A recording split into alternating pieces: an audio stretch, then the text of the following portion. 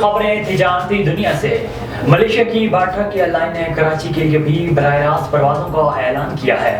Bata کی air line نے پاکستان میں اپنے نیٹ ورک کو وسعت دینے کا اعلان کیا۔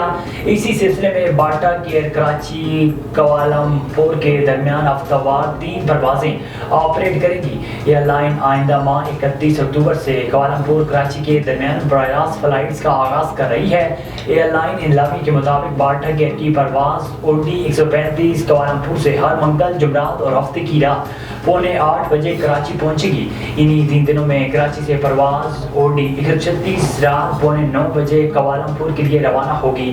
اس کے علاوہ ایئر لائن نے اسٹوڈنٹس اور گروپ مسافروں کے لیے خصوصی پرکشش رعایت کا اعلان بھی کیا ہے۔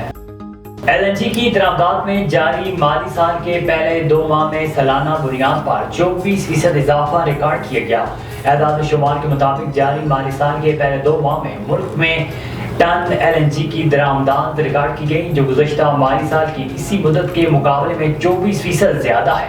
دوسری جانب ملک میں براہ راست بیرونی سرمایہ کاری میں جاری مالی سال کے پہلے 2 ماہ میں سالانہ بنیادوں پر 16% کی نمو ریکارڈ کی گئی۔ اسٹیٹ بینک کے مطابق جولائی اور اگست میں ملک میں براہ راست بیرونی سرمایہ کاری کا حجم 234 ملین ریکارڈ کیا گیا، جو گزشتہ مالی سال کی اسی مدت کے مقابلے میں 16% زیادہ ہے۔ پیٹرولیم مصنوعات کی قیمتوں میں اضافے کے بعد ٹرانسپورٹرز نے کرایوں میں اضافے کا بم بھی گرا دیا ہے۔ پبلک ٹرانسپورٹرز کی جانب سے 15 سے 20% تک کرایوں میں اضافہ ریکارڈ کیا گیا۔ لاہور سے دوسرے شہروں کے کرایوں میں 300 سے 400 روپے تک اضافہ کیا گیا۔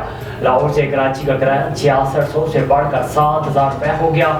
راولپنڈی کا کرایہ 2000 سے 2200 جبکہ پشاور کا 2500 سے 2750 روپے کر دیا گیا۔ اسی طرح کوئٹہ کا کرایہ 4400 سے بڑھ کر 4650 روپے ہو گیا، جبکہ مری کا کرایہ 2400 سے بڑھ کر 2650 روپے کر دیا گیا۔ مسافروں کا کہنا ہے کہ پیٹرولیم مصنوعات کی قیمتوں میں اضافے کے بعد کرائے بڑھنے سے غریب آدمی کی کمر ٹوٹ گئی۔